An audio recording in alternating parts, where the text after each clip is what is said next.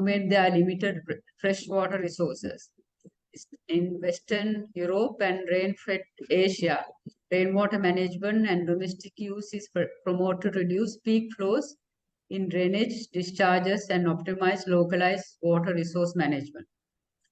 Rainwater harvesting is also promoted as a climate change adaptation strategy for extreme weather events, to mitigating flood risk, storing water for use during periods of drought, thus increasing the resilience of rural and urban communities. Harvesting rainwater at the catchment level in soils, vegetated reservoirs, and offers a means of addressing domestic, agricultural, industrial, and ecosystem water needs, while promoting sustainable resource management behavior. There is need to enhance global partnership to mobilize and share knowledge, expertise, technologies, and financial resources to support achieving sustainable development goals through rainwater harvesting in all countries, especially in countries with watersheds, like we have many in our region. So let me again welcome you all, and to present today we have two very distinguished persons, both from India, I believe. With further ado, I will introduce them, and it is our first presenter is Dr. M.R. Ramasubramaniam. It is my pleasure to introduce you, sir. He is a professor in agriculture science. He has masters in agronomy and doctorate in agriculture extension, with over 22 years of working experience covering comprehensive watershed and natural resource management, climate smart agriculture, sustainable lean farming, agri-business covering supply and value chains, promotion of farmers' institutions, dissemination of knowledge and technology, ICT's application for conservation of natural resources and innovations. He is presently the Executive Director of the National Agro Foundation called NAF, working on comprehensive rural development with special focus on agriculture and marginalized farming and rural communities.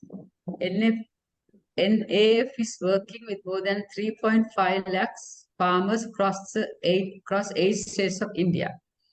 As head of the organization, he is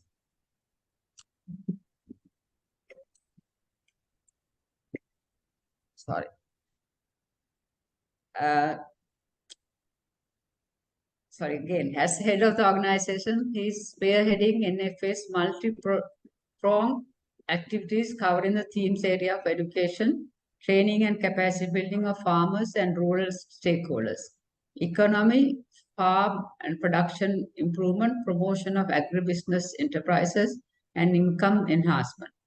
Under environment, watershed and natural resource management, afforestation, climate proofing, climate change adaptation, mitigation, promotion of renewable energy, and under empowerment, promotion and hand-holding of communities, institutions like water use groups, farmer production and organization. So it is, we are well represented for our topic. So over to you, Dr. Subramaniam. And each presenter is given 10 minutes, and we have a few minutes more after each presentation for clarifications and the next presenters. And at the end, we will have about half an hour's discussion period. So thank you. Over to you, sir. Thank you, Dr. Tanuja. And thank you very much for the nice introduction and then the kind of overview of this particular webinar. And as we all know, water is the prime mover for the entire human life. And of course, we all know that 70% of water is being used for agriculture. And so from the rural development perspective, this water management and watershed plays a very pivotal role in the economies of different countries, especially in South Asia and Southeast Asia. So going into the details of this resilience of watershed, I would like to highlight upon a few items. The watershed is not just rainwater harvesting, but it's a kind of a comprehensive overall land management, ecosystem management, and apart from that, the community within which the watershed operates at a scale. So creating such human, social, and economic capitals also form part of watershed. So in that context, the resilience to the community, the resilience to the watershed is actually the resilience to the community itself is the resilience to the watershed. Next slide, please.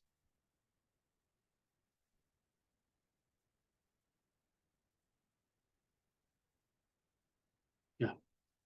So the watershed management, as Dr. Tanuja already mentioned, is actually aimed at the land and water resource management, not just restricting to one area, but also that is not on the natural resources alone, but also into the water, food, fiber, energy, and habitation aspects of the ecosystem per se, and while supporting other agreed attributes linked to aesthetics and ecological functioning. There is the definition of a watershed management. Next slide, please. So why resilience is very important in terms of watershed is it's important activity not only for the conservation of land and water resources, but also, as I mentioned, the human and social capital has to be developed and then sustained. So in that case, we are actually facing a lot of challenges at a watershed scale due to this climate change and disasters associated to the climate change. So we have been talking about climate change adaptation, climate change mitigation, and all these measures, but the resilience building should be an inbuilt component of a watershed per se. So in that connection, we actually give a lot of emphasis on the community resilience. Once the community is given that resilience, automatically the watershed gets the resilience of that. Next slide, please. So we all know how water harvesting per se is a resilient mechanism in a watershed. We are plagued with erratic rainfall because the intensity of rainfall, though the quantum of annual rainfall may be very good, but the intensity and the distribution is actually very skewed. And then sometimes we get almost a month's rainfall in few days. So this kind of ill distribution of rainfall often creates a lot of problems in terms of what you call flooding and crop damages, soil and water erosion, and depletion of nutrients. All these kinds of things happens due to erratic rainfall. And another aspect of this climate change in the watershed is actually the frequent droughts, prolonged droughts, chronic droughts, and all these things. They actually create problem soils. And not only the lack of water, but also it leads to prolonged drought, leads to a lot of problem soils, especially saline and sodic soils that happens in watershed, which especially in the rainfed and drought areas. And undependable monsoon rain. So what happens is the rainwater harvesting creates an infrastructure which is actually acting as a dual role. One is in a drought area, it acts as a storage structure, and in the excessive rainfall flood area, it acts as a drainage. So comprehensively, if we look at water harvesting, it includes desilting, channel clearance, check dams, sunken ponds, water absorption trenches, all these kinds of things put together from the ridge to valley approach. Normally what we call in the watershed, to make the running water to walk, walking water to stand, standing water to sleep. So that is the concept within which we harvest water at different levels in a watershed scale. So what happens is to build resilience into this kind of watershed, what are the activities that we may have to go in for? Next slide, please. Yeah. So this water has to be judiciously used at different levels for consumption, industrial consumption, household consumption, drinking, and all these things. Apart from that, as I already mentioned, 70% of water is being utilized in agriculture. So any improvement or any resilient practices any resilient practice that comes into the agriculture system is automatically bringing in a resilience to the watershed and that of the community. So what are the strategies but we can actually think of for this kind of resilience in watershed is to promote sustainable agriculture. That is, the improving the water productivity. For example, in case if we use, say, X amount of water to produce Y amount of crop, and if we can produce Y plus amount of crop with the same X water, so that improves the water productivity. So judicious use of water through various techniques can really bring about a lot of changes and bring about the resilience to the cropping system.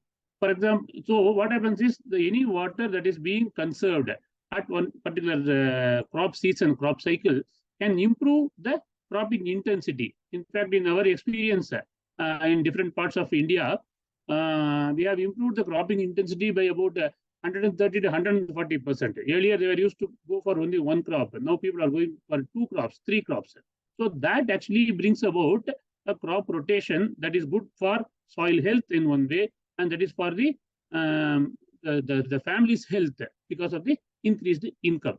So the sustainable agriculture, which includes the site-specific nutrient management, lean farming, something similar to the lean industrial practices like making the best use of available resources within the farm itself. So these sustainable agriculture practices bring about resilience to the community in terms of watershed. And then, as I already mentioned, the improving the water productivity, in situ moisture conservation, for example, chiseling, then trench cum bunding. So these are all some of the rainwater harvesting structures which improves in situ moisture conservation. It is not a large scale, that is at the farm level, at the field level. So at a small basin level, if it is actually conserving water means, then we can actually think of using that water for multiple crop cultivation, especially for the perennial crops like timber, fruits, and all these things. And as I already mentioned, the rainfall is not very regular. It is erratic. Sometimes it fails. Sometimes it is excess. So it is always better to bring about an alternate livelihood within the community in a watershed, so that the impacts of climate change, the shocks of climate change can be mitigated. Alternate livelihood may connect with the farming per se. That is, it is not entirely cropping alone, but it can go for allied sector activities like animal husbandry, beekeeping, goatry, and things like that. So that the farm, the families, the households which are part of this particular watershed can be resilient to the shocks of climate change. Then integrated farming system, integrating all these things, not just single component, crop husbandry, animal husbandry, fisheries, pisciculture in rotation, so that one's output is the input for the other. So that the cyclic manner, if we can make use of these resources, including water and land, so that actually improves the energy efficiency within a particular watershed system. Thereby, it actually improves the resilience of the watershed.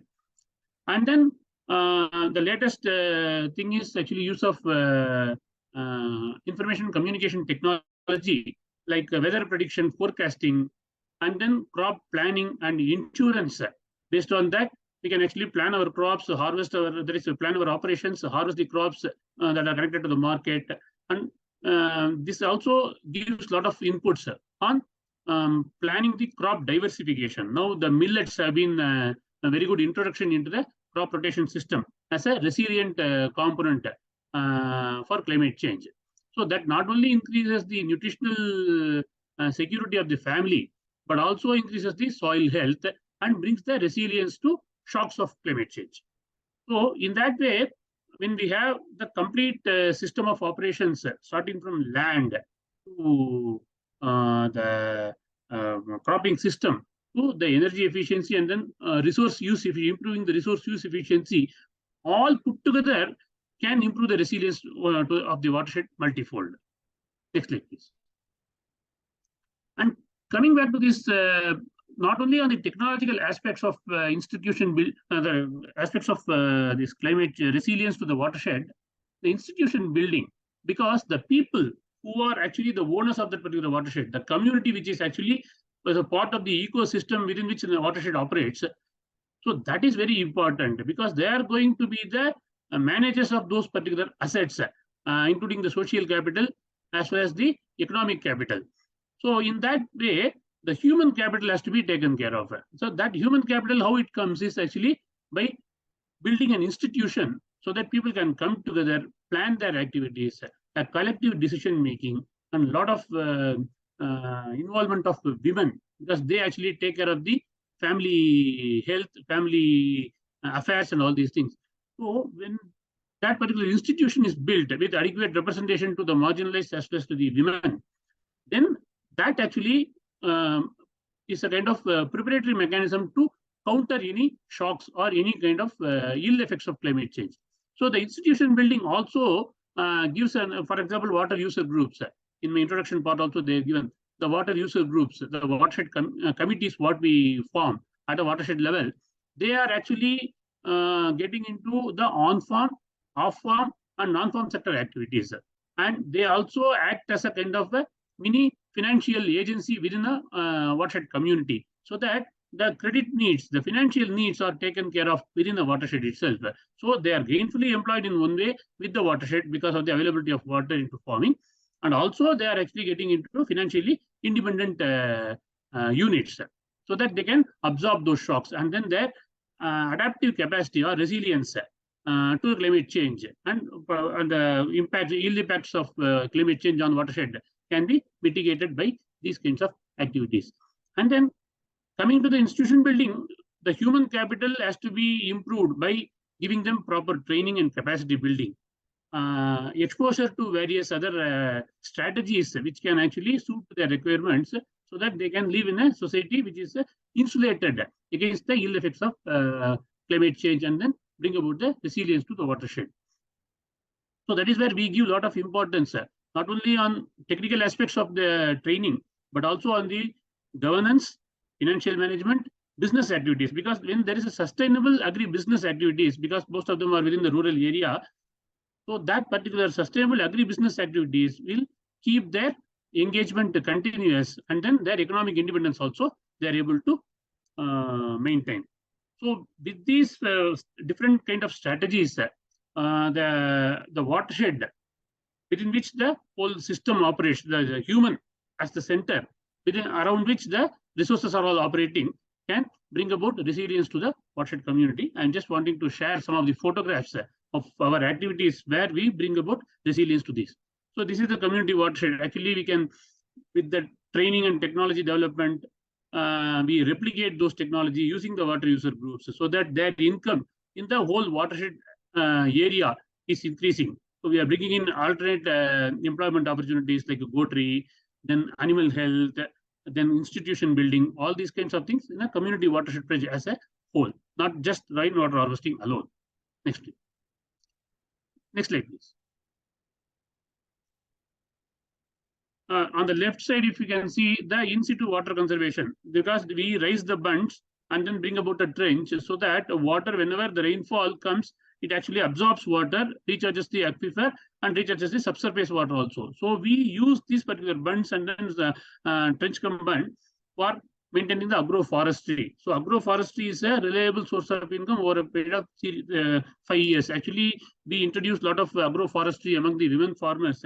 Now they are all having a kind of land worth about close to about $5,000, $6,000 each acre of the worth of materials they have just by planting trees on the bunds using this kind of in situ moisture conservation water.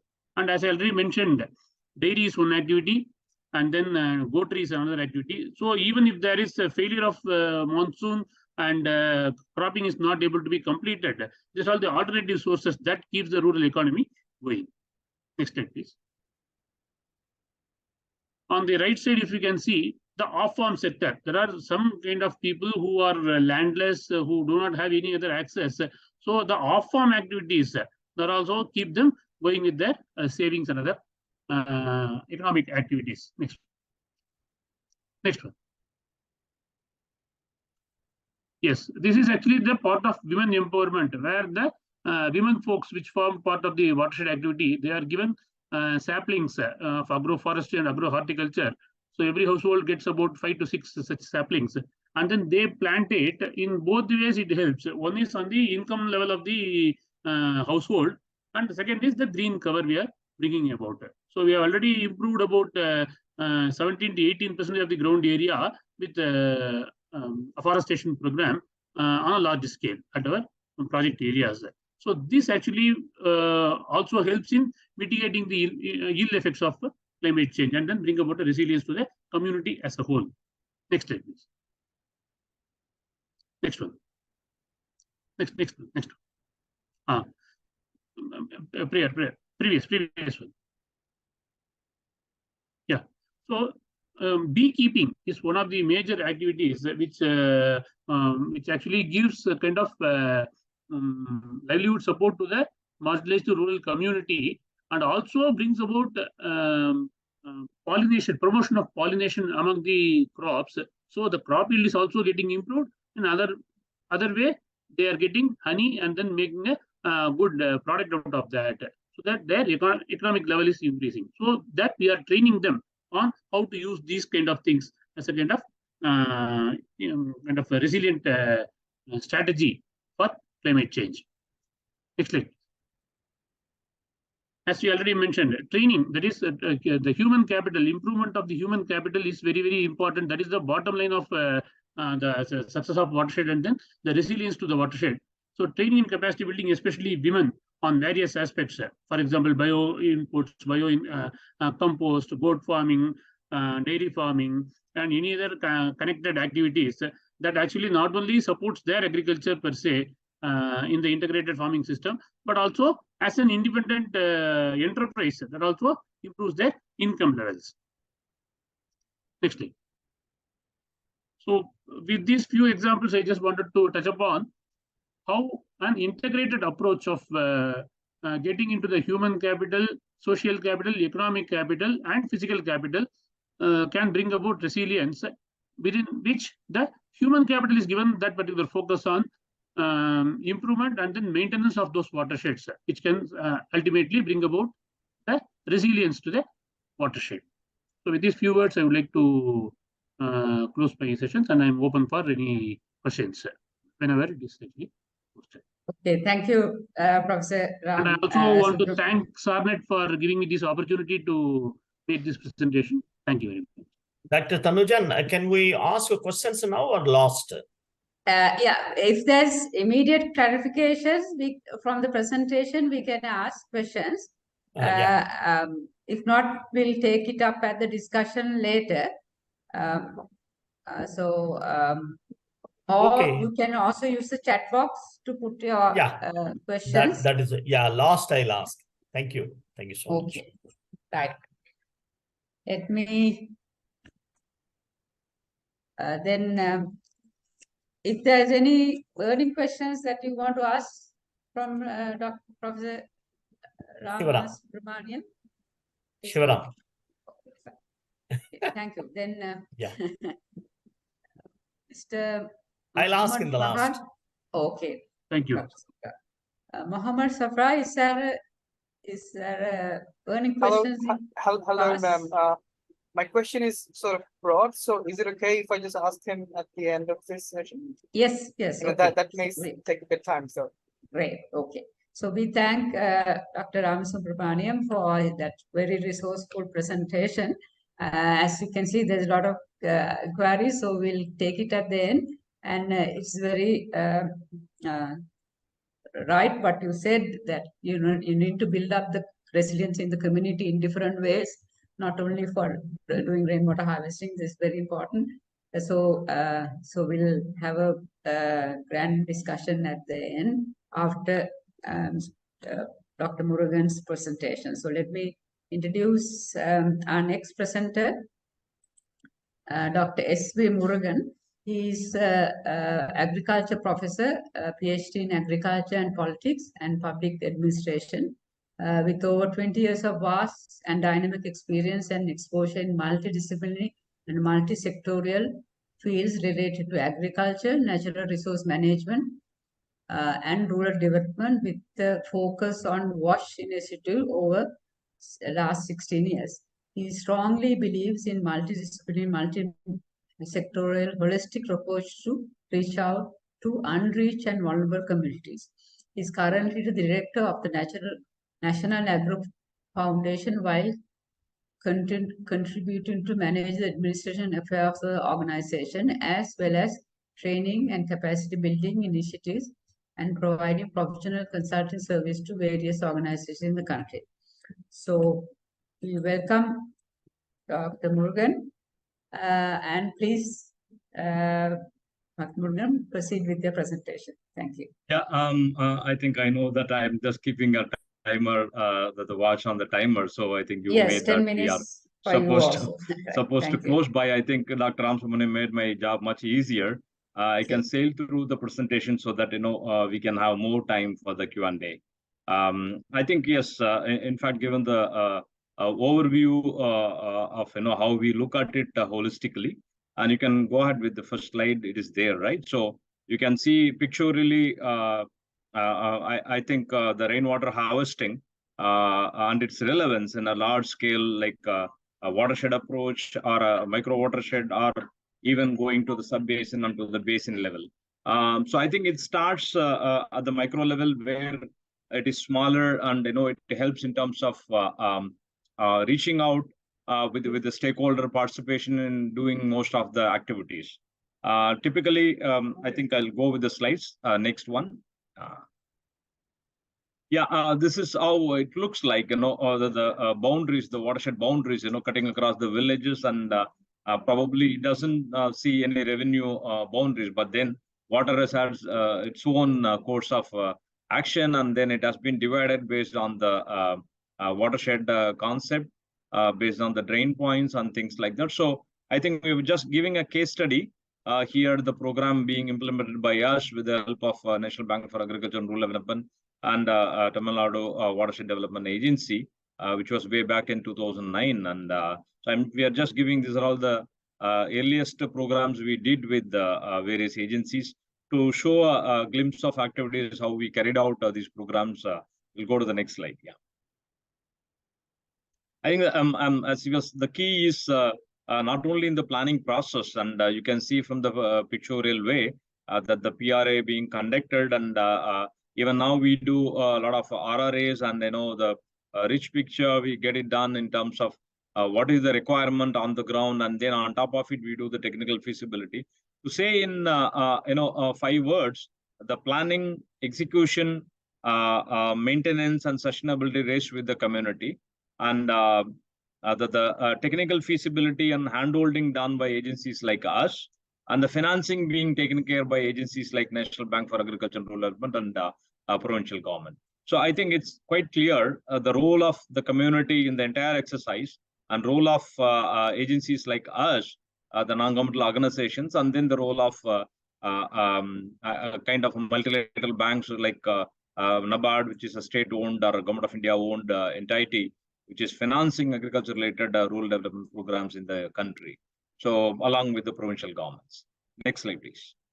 So typically, if you look at rainwater harvesting, as I told, it is the scale which matters, because we have to really look at it, how do we bring in our interventions in terms of treatment, whether it is catchment or command area. So how we do our drain lines and connect the water bodies.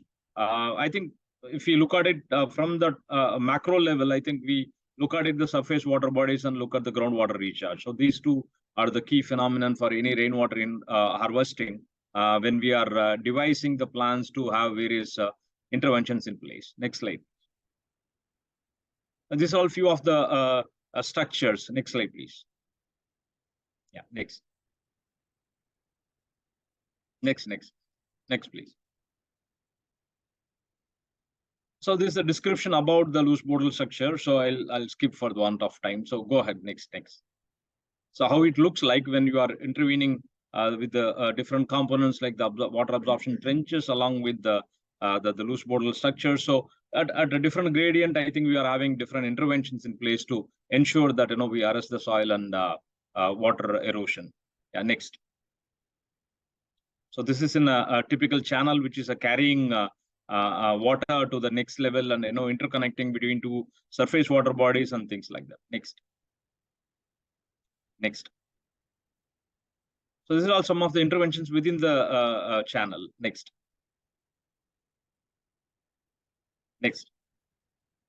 See, check dams are the one which actually, even prior to the interventions being done on the ground, farmers were not, thinking in terms of what is that it is going to help and other way around. The moment they saw the infrastructure on the ground, once it is raining very heavily or even a moderate rain, the kind of an impact people were able to witness is that, without the intervention, so far, I think everything has get into a bit of a drain and probably reaches ultimately the sea in the end. But the locking potential within the land surface is the key. I think that is quite visible by creating a smaller infrastructure, which is also not requiring much investments as well as the displacements and other stuff when you go for larger interventions. So I think in that context, a watershed is a clear entity where it goes along with the community. Next. These are all the catchment area intervention, so that you treat every piece of land to make sure that we have a better in situ master conservation, which is happening in every part of the land surface which is available within the watershed boundary. Next. I think the biggest potential is that when we are able to calculate for a typical watershed, it runs into, I think I would say that at least for typically a 2,000 hectare watershed program, you'll be able to improve close to, I would say that, 100,000 kiloliter minimum, and maximum potential can go up to 500,000 kiloliters in a year, where it has an average rainfall of around 750 to 800 millimeter typically. So I think that is the potential. Without intervention, we are losing on the ground. With interventions, we will be able to save that in two ways. As I told earlier, one is the surface water body, the other one is on the groundwater recharge mechanism. Next. So we are also actually leveraging the JAS related platform. I think the earlier presentation of mine would have included all the slides because of the file size, which I was not able to share with our team and with Ms. Dhanushi and the SARNET. So I just removed most of the slides, which is pictorial way of leaving you the message. For want of space and communication, I just removed it, and probably the originals are with them, so it can be circulated among the members. And in conclusion, I think I would say that rainwater harvesting is the key for climate mitigation and adaptation in any region if you are adopting the watershed approach. And the second one is that participatory approach with community involvement really builds the climate resilience, which Dr. Ramsubramaniam spoke at large. And then the role of technology like GIS and remote sensing are leveraged at a micro scale. I think we can do leverage these technologies at a scale of a sub-basin or a basin, but what is doable with community's participation, which is affordable, as per my next point, it should be affordable by the community also. That is where the cluster level operations are going to be more efficient and sustainable in nature. And finally, the replication is possible at a large scale, and investment requirement is also affordable because any investors who are willing to, I think if it is a basin scale or sub-basin scale, I think it will run into a few, I would say that few hundreds of millions of USD. But then for these initiatives, I think hardly you need at least 100,000 or 200,000 USD, which is not a big deal over a period of 3 years. If you are bringing in really the upliftment within a typical micro watershed region in our country. So means that this is scalable for any country in South Asia as well as in Africa or Southeast Asia, wherever you call it as, because agriculture and water is going to be similar. Maybe the geography and probably the rainfall pattern and those things will decide our tailor-made interventions to ensure that we build the resilience within the community, which is maintainable and sustainable in nature, and we don't need external support thereafter. I think when the community assets are being handed over to the community institutions, I think the sustainability is the key, which they were able to do it on their own. I think next one, I think I just wanted to thank you all. Yeah. So I think, can you go back to the previous slide? I think I put the conclusion for, yeah, I think this we saw. Thank you then. thank you, and we are happy to see you all again from the SARNET initiative. And thank you, Tanuja, and thank you, Dhanushi, for all coordination. And I can see all the members whom we met at the conference in Sri Lanka, including Hans and Professor Zagir is there, and Khalid is there. I think most of our colleagues are there. We are happy to reconnect as an institution from National Agro Foundation and myself, Dr. Ram Subramaniam, to share our experiences close to 2 decades, whatever we had in terms of comprehensive presentations. So we just wanted to make sure that we touch base with our SARNET members. And thanks for the opportunity once again for SARNET to invite us for the guest lecture. Thank you. I'm open for any questions. Thank you, Dr. Madigan, and nice to see you again also, even in on digital form. So anyway,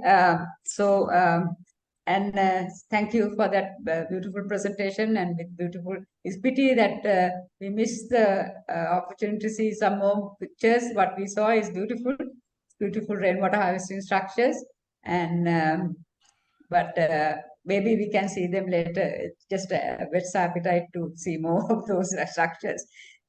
So anyway, so thanks again, and the floor is open for questions.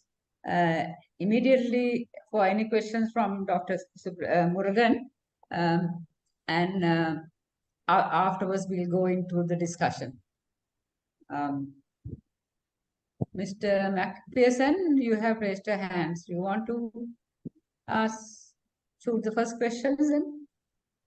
Yes, thank you very much, Dr. Tanuja, and greetings to all from Malawi. And I am also happy to see all of you having met at the SARNET conference earlier this year.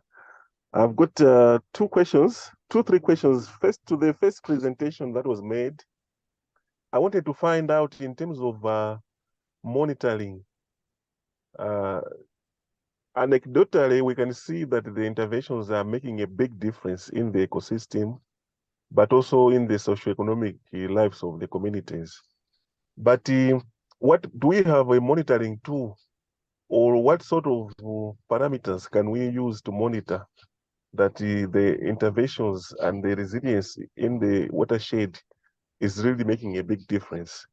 Because we can use the anecdotal evidence, which is okay, but I wanted to find out if there is also a monitoring tool that you can use and what sort of parameters that we can use to monitor these watersheds. Then to my colleague, Dr. Murugan, good to see you again. I wanted to ask you 2-3 questions. Firstly, for the watershed planning entry point activities, I wanted to find out from you, from your experience, how important are the entry point activities?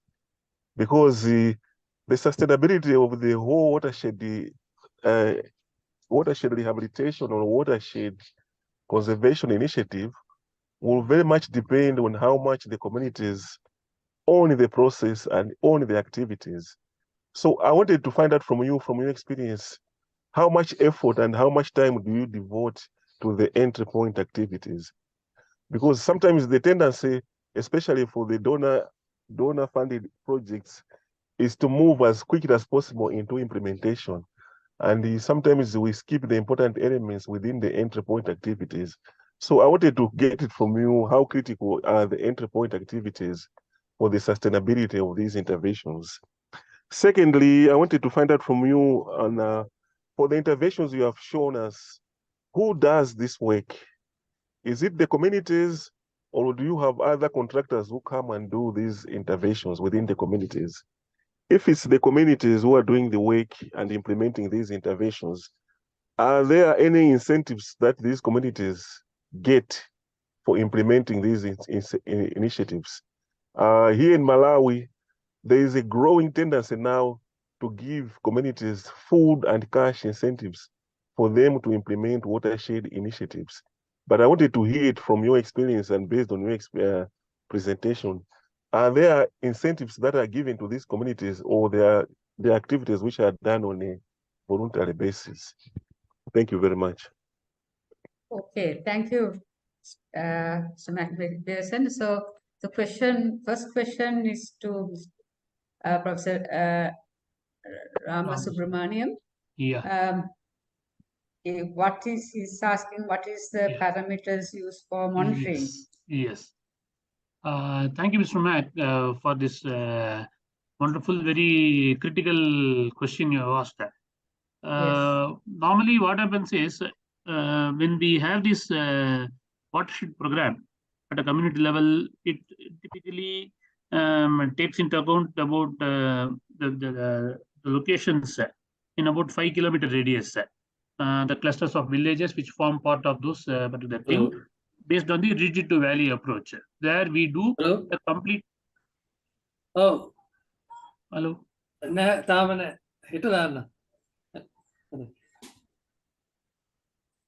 Sorry, Mr. Deva, I think you have to mute yourself. So typically we take those kind of remote sensing and GIS mapping, delineate the whole area, and then identify those villages which form part of this watershed. And then we do a kind of thorough baseline study. What is the existing situation of that particular area in terms of underground water, surface water, water needs, and water budgeting also. And what are the interventions that are required, what are the existing resources that we call it as participatory rural appraisal. So in the PRA exercise, once we decide, that is the PRA exercise, we involve the community itself to identify their needs, like what is the existing human resources they have, what are the existing natural resources they have, what are the existing physical assets they have. Everything will be mapped on the ground, and then the farmer, the community itself will identify their problems, and then the top priority will be prioritized. And based on those priorities, we'll develop the plan, which involve this many check dams are to be constructed to conserve this much amount of water. And then we also relate it with the meteorological data, which gives us the past records of the rainfall pattern, temperature pattern, everything in that particular locality. So what happens is, once we have this 2 or 3 years program, we'll, by the time before that, the detailed project report itself will have all the parameters. For example, how many check dams are to be done, how much of water potential has to be created, how much of area has to be desilted, how many lakes are to be rejuvenated, how many ponds are to be constructed. Everything we'll have in complete action. So against which we are actually monitoring how the performance is. That is on the this we call it as a result evaluation framework, wherein the activities are there, then the outputs are there, outcomes are there, and then the indicators which show the effect of outcome and tools of verification. This is one aspect of internal monitoring of this particular watershed. In this case, what we do is we create a watershed community within the institution I already mentioned. That watershed community, they have the elected members, both men and women. They form part of that particular committee. So we will train them on what are the things to be monitored.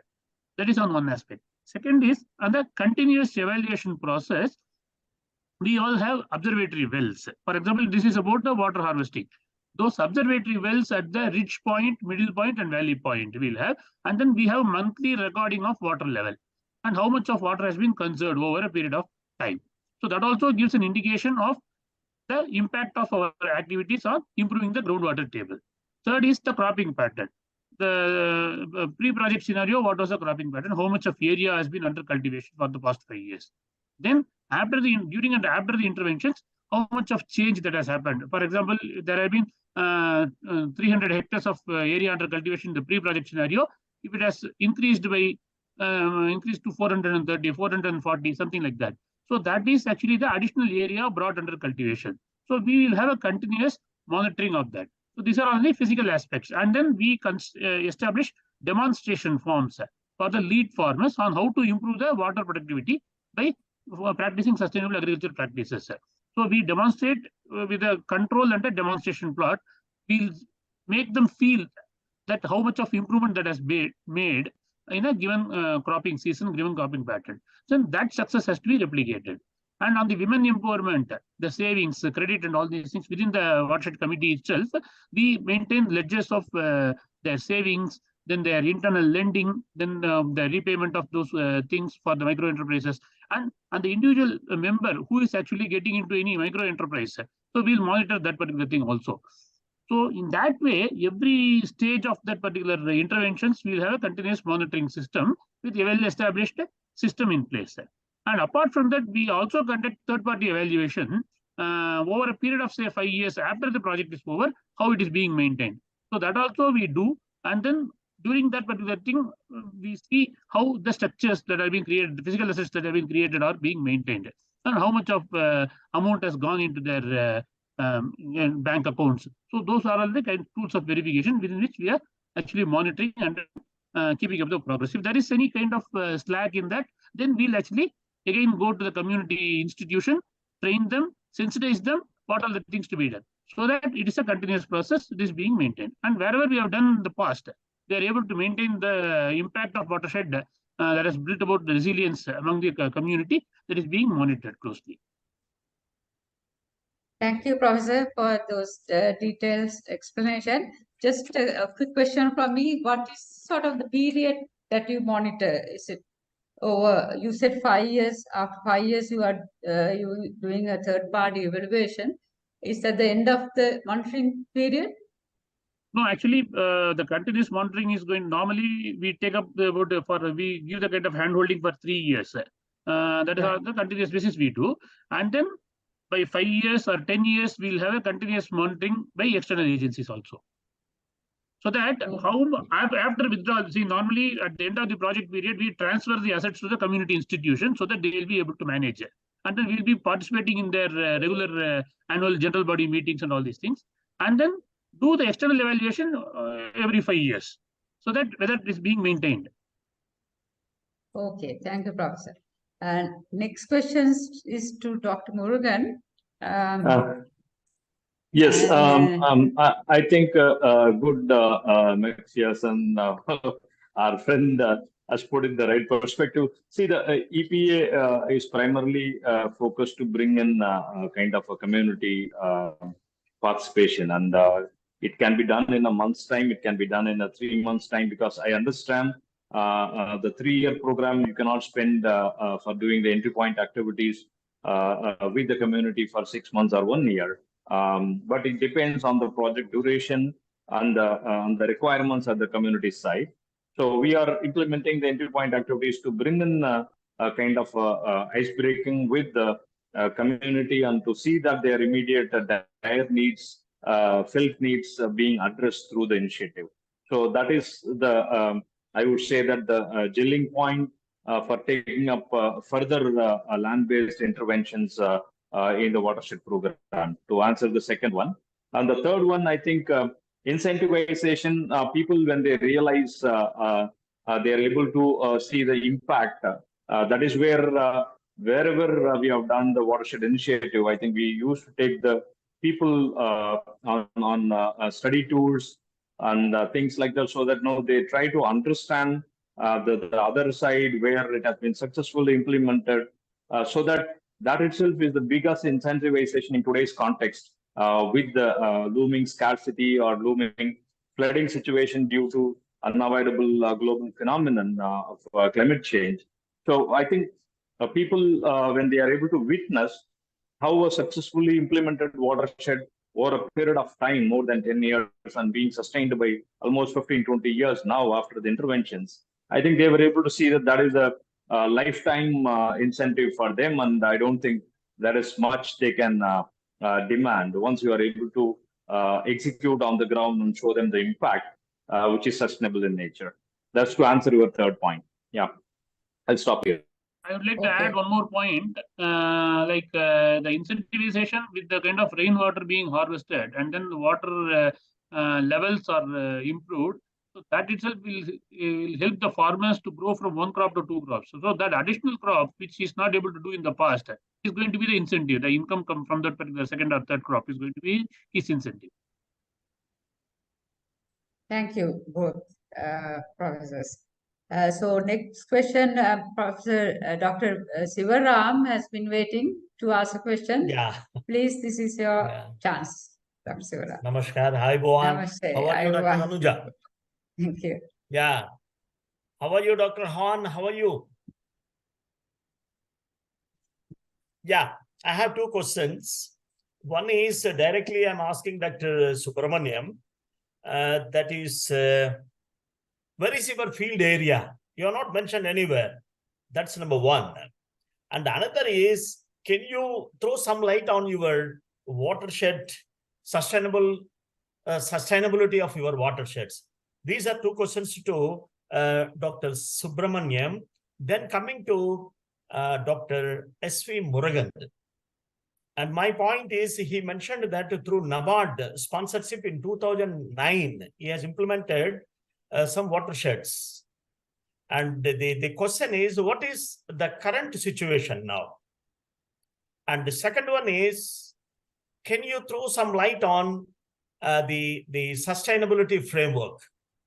And again, coming back to Dr. Subramaniam, Dr. Subramaniam mentioned that, they have distributed under watershed some samples for improving the vegetation and all. What is the survival rate? What is the percentage of survival rate of that social forestry? These are the questions to both of them. And thank you so much. Thank you, Dr. Sivaram. So over to you again, Professor. Yeah, thank you, Dr. Shivaram. Actually, the project areas in the photos we have actually mentioned, there are actually the project areas only, the Narvanam, Koteri, Tandakarakupu, all are project areas. Of course, that you may not be able to connect it. Actually, we have what projects. is that district? Yeah. I'll tell you. We have projects across about 9 districts in Tamil Nadu, different watershed projects, and then in other states also, like in Telangana, that is in Andhra Pradesh, then in Karnataka, that is Mysore district, in Andhra Pradesh, Sangareddy and Bhupalpalli, Jayashankar Bhupalpalli districts. So these are all the areas, and then in Rohtak also we have projects, and then in Haryana, then in Uttar Pradesh also we have projects, in Maharashtra. So various projects we do in all these things. Actually, I wanted to give you some examples of whatever we do as a part of the integrated activity. It is not just single project. We have multiple multi-year, multi-sectoral projects in different parts of the country, and predominantly in Tamil Nadu, majority of the projects. That is in terms of Chengalpet district, Kanjipuram district, Kadalur, Krishnagiri, Tiruvannamalai,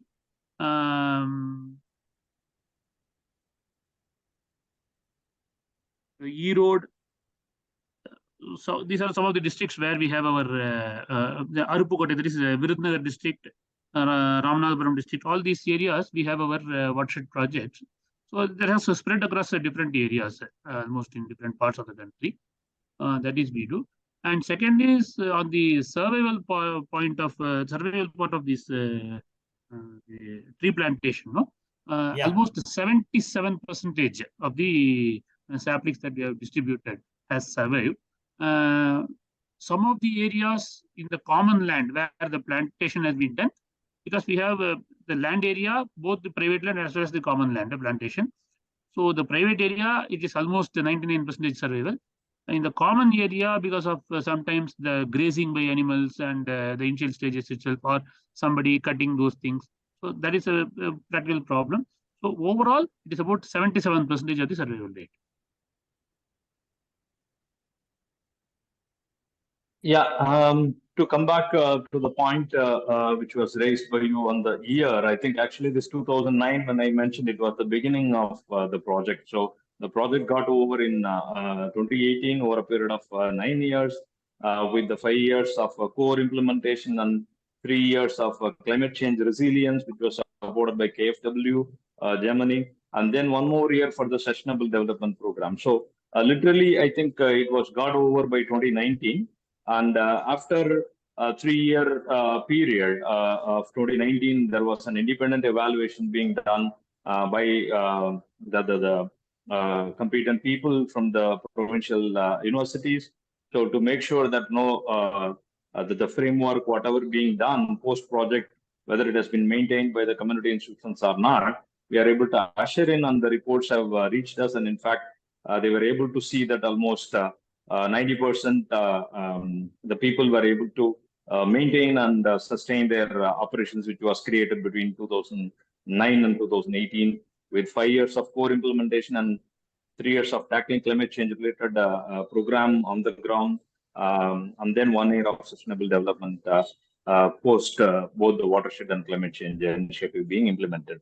So the base project be supported by NABARD and the top-up of climate change related program being done by KFW, and then the sustainable development program again jointly done by both of them.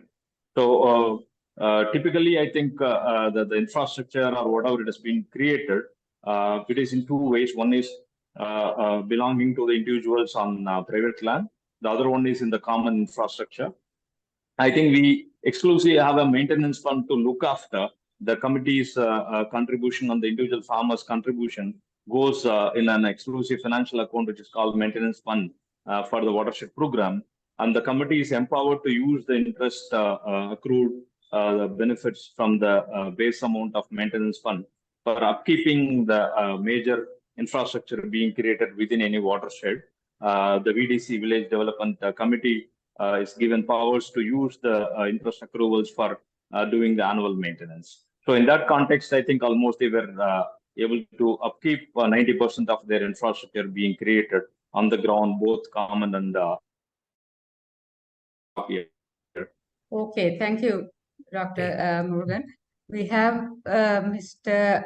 Fahad Rabi, who was waiting to ask the questions. That would be a good question. Yes. Thank you, Mr. Nuja. Thank you so much for giving me the chance. First of all, Dr. Subramaniam and Dr. Murugan, sorry if I mispronounced, but that was really amazing discussion and really comprehensive. So I'm from Bangladesh, a youth climate activist. My question is actually to both of you. You know, we are seeing exacerbating effects of climate change. Along with this, our population is rising, and also the trend of, the city, cities building everywhere. All the villages are just depleting. All the agricultural lands are depleting. And so our rain precipitation pattern has changed a lot. And as a young citizen of this country, I'm also worried about the future young citizens of my country.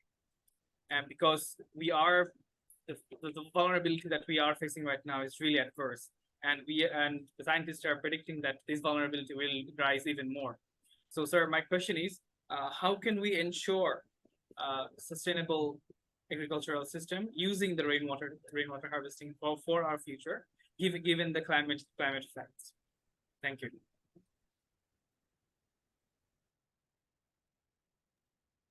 Dr. Aras, you want to reply or? Any of you, sir, that'll be fine. Okay, that's good. Then see, the problem is it is not lack of rainfall due to extremes. I think we get our share, but then it is the issue is with the spatial and temporal distribution. Okay, so how do we really see? In a simple term, we used to say that it is not lack of rainfall, it is lack of infrastructure on the ground. So once you are able to create the infrastructure, it can mitigate between the extreme floods and with the extreme droughts. As I told you earlier in the presentation, it is the surface water, conjunctive use of surface water and the groundwater. So whenever it is excess, you are ensuring that it replenishes the groundwater. Whenever it is scarcity, you are pulling out from the groundwater. So I think that way you will be able to sustain your agriculture with water, particularly with the rainwater being accessed. Typically, you have a couple of years of good monsoon and a bad year or two in between, so that your groundwater can support your initiatives of sustainable agriculture in those 2 years, and whatever you are doing as a drawal can be replenished in the subsequent years when you have high rainfall years. So, as I said, this is a concept at the bottommost level with the people's participation, which is doable, which is not requiring much investments. At the same time, it is sustainable in nature, and it doesn't require more and more investments to flow in. And there is no displacements, and there is no I would say that loss in biodiversity and other stuff, because we are not going for a major infra projects. These are all small and marginal infrastructure being created on the ground without any disturbance to the nature and loss of biodiversity. I think to answer you, it is not lack of water. It is lack of infrastructure. If you are able to create it on the ground, you'll be able to mitigate and adapt to any extreme weather scenario in terms of sustaining your agriculture operations. Hope we have answered.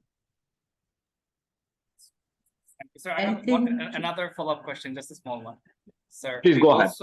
We also have salinity intrusion in our coastal areas. So, and the groundwater is actually being contaminated. So is there any alternative there? Yeah, that's the point we made. Even Dr. Ramsubramanian, when he spoke, he talked about the salinity. If the proper groundwater and the surface water conjunctive use being managed, so it will allow you to have problem soils. So here in your case, I think it's more of a drain point, and if you are able to harvest the rainwater and make sure that it recharges the shallow and deep aquifers. Of course, to shallow aquifer we can do a greater extent, but then deep aquifers we have to really see whether it is really can be possible on the ground. But a country like Bangladesh, I think you have to make sure that the saltwater intrusion has to be, the ingression has to be stopped. That is one way you can do is through rainwater harvesting in large scale in the catchment region, so that you are ensuring that the intrusion is not happening, and you're also pushing the fresh water through your underground surface to make sure that you are also not having salinity problems and other stuff. So I think problem tailor-made. That's what the reason I said the geography, the rainfall, and the pattern, as well as the soil condition. These are all the factors to be decided for doing any interventions on a micro watershed. So at times the drainage may be a problem. At times we face conservation may be a kind of a requirement. Time drainage may be a requirement. So it need to be on a tailor-made basis for any intervention to be done on the ground. Nothing is impossible, but we are also dealing with coastal areas. The coastal watersheds has a different requirement and different interventions. If you are able to do that, I think we are able to win over the situation. If not arresting the intrusion, you can at least stop further ingression of salinity into the land surface. Yeah, thanks. Okay, thank you, Dr. Murugan. We have a question from Han. Do you want to ask it or shall I read it for you? Yes, sir. Well, first of all, thank you very much for these excellent presentations and subsequent clarifications. I liked your comment on the salinity. It's the problem that we face in Holland. And we, of course, have over more than 100 years tried to manage it and are still facing difficulties managing it, simply because at times there's not sufficient rain to cater for all the needs. Never mind. It's good to start all that. My basically is how can you capitalize on the experiences that you both have had with respect to these watershed management projects? There is obviously an awful lot of good work that was done that resulted in benefits to the population. You mentioned 77% is happy, or at least they continue with the work in Tamil Nadu and 90% in the other place. So it means people are appreciating it. Now, the question then is, how long do you as an external agency, because you still are, as a university or a government department, how long do you have to keep at it? The experience from the drinking water side is that actually you cannot really 100% hand it over to the community, because of the fact that sometimes, the capacity of the community to manage the project declines, because it is also linked to people, to persons who are getting older and who die, and so you have to replace, you have to renew locally. So somehow there needs to be an external source that occasionally comes round. Now I hear that you're doing that because after 5 years, after 10 years, you come back, you monitor, and that makes a lot of difference. But I think that whole, let's say, good governance aspect is a critical area. Can you say a few things about that? Yeah, that's good, Hans. You raised a pertinent point, and of course, we don't have the solution for the Dutch issue in terms of salinity. I know that you are in the valley, but anyhow, the drainage is a kind of a problem. But due to water and whatever I feel. But then I have I would say that I have a generic answer. Because if you look at the entire Rhine River, I think you don't have the catchments within the Dutch actually. So you may be typically in a command area like stuff where you have to manage before the sea. But maybe the command of the catchment lies in Swiss, Austria, and Germany to some extent. I think it has to be a transboundary initiative. It has to be taken in a different line altogether. But anyhow, I'll stop with that quick generic remark alone for that point. And then moving ahead with the community and its participation and scaling up the initiatives, how long we can be with them. I think nowadays the corporate partners with whom we are operating, they have started working beyond the implementation within the project cycle itself for the maintenance and the kind of sustainability angle, the lens with which they are looking at it for beyond the project implementation for at least 5 to 10 years. They are trying to see that whether they can sustain the operation, because the corporate partners have understood the water neutrality requirements, and they really wanted to inbuild the sustainability initiative within the life cycle approach. But having said that, these are all community institutions. When it comes to drinking water, it's an individual entity at the household level. But community institutions at large being handled both in the common property resource as well as in the individual farmers' lands where they have the land rights. So I think it's a conjunctive use of both. And we look at it as typically the micro watershed where the interventions are being done. And people were able to witness the groundwater level improvement instead of going down further every year. They see there is an upward trend. They see that the crop cultivation, as told by Dr. Ram Subramaniam, is that the cropping intensity have gone from kind of 85-90% to almost 135-140%. So that means there is an additional income being generated from a crop season, which is a kind of a boost for the rural community. And then the wage employment and all those connected aspects. And of course, the industry pretty much relies on the raw material from the agriculture sector. You name any industry, but then, if it is a food processing or any industry, but then you need the raw material has to be from agriculture. So that means if you are able to improve the cropping intensity by 135-140%, so you are making sure that, the additional grains and additional food products or food produce being made available around the year, and the affordability also matters. The price at which they push it to the market, which will be affordable by the population. I think we at 140 billion, it's not that easy to give the food at an affordable cost for the customer. So I think it's in the long run. I think we are making sense at the end of the day.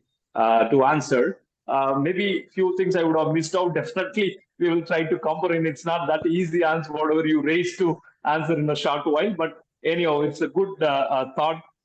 We will definitely see that how best we will be able to incorporate into our work. Now, I think we have scaled almost across the country in 7-8 states now with the 25 micro watershed program, even being globally recognized by agencies like Novartis Private Healthcare Limited, where it has been taken up as a water neutrality from Indian model to be replicated elsewhere in Asia and Africa by the private entity.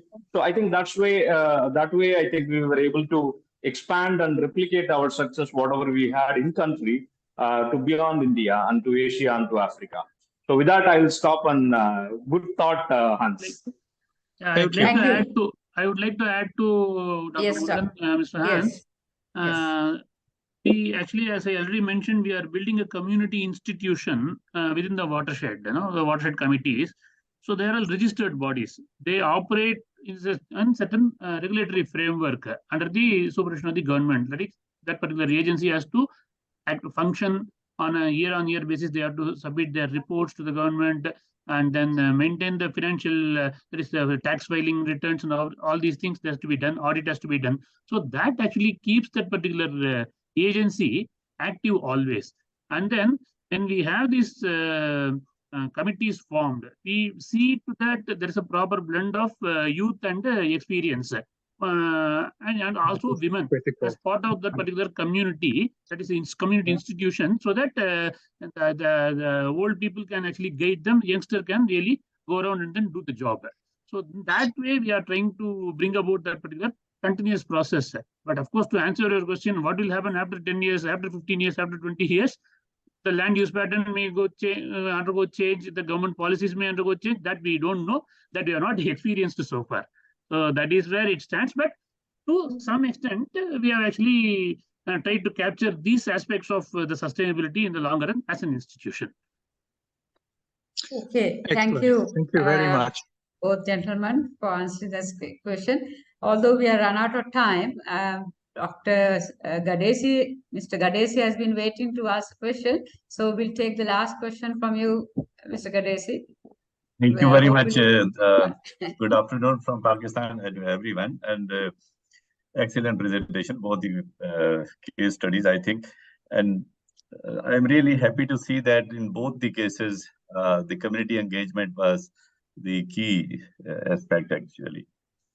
And my experience also says that for any sustainability, we need to engage the beneficiary in an effective manner. And I'm really happy to Dr. S.V. Ramas Murugan. Subramaniam Murugan. Yeah. Okay. You have answered the question to hand that they have an institutional manner. In Kashmir, in Pakistan, we have 4.6 million population in the state, and around 88% is rural. And all the rural water supply and sanitation projects are maintained and operated by the local communities. And we have an institutional setup. And as my brother, he mentioned that they have an institutional manner and they get the community organization registered. So that is, I think, the proper way to backstop for any technical aspects or for any support to the community. Definitely older has to go and the youngster have to come, and it's a continuous process. For example, in my village in Kashmir, we are running, my village people, they are running a water supply for last 30 years. And now the operators, they are the community volunteers, they know that how to fix the pumping systems or the motors and replace each and everything. But definitely the institution, the public sector organizations or the whosoever has supported initially, there must be some mechanism for frequency of backstopping those communities. Thank you very much, Tanuja, and good to see all of you once again. Thank you very much. Likewise, Mr. Gadesi. So with that, we'll end the. I think there were some questions beforehand. Also, I think most of it has been answered by our esteemed presenters. So we'll thank both the gentlemen for their excellent presentations. Professor M.R. Ram Subramaniam, as well as Dr. S.V. Murugan. Thank you very much for those excellent presentation, and thank you all for the discussion, very fruitful and active, innovative, enumerating discussion which followed, which helped all of us to gain a lot of knowledge on the watershed management. So hopefully, so that ends our webinar. And thank you. Thank you so much. You're welcome. Thank you so much. Thank you. Thank you, Tanuja. Thank you all and the SARNET in particular, and to initiate more webinars of this sort, which will bring in multi-dimensional view beyond drinking water. I think we are moving to the larger sector which uses the rainwater, the agriculture. Hopefully, we will have more fruitful seminars which moves to industry and stuff like that in future. And thank you for the opportunity given to NAF from SARNET as an institution. Yeah, thank you. Thank you, SARNET, and thank you, Dr. Thank Tanuja. you. And thank you to all the participants. Thank you. Thank you very much. Before we go, everyone. next webinar, please, we hope for your support to hold the next webinar. So please come up, volunteer yourself to give presentation and also to tell us what you need to know, so we can then connect you with the right persons like we have done today. And so us to plan the next step. So thank you for all of you again, and take care and have a good evening as well. Namaste. Thank you. Thank you once again for all. Thank you. Bye. Bye. Bye. Bye. Bye. Bye-bye.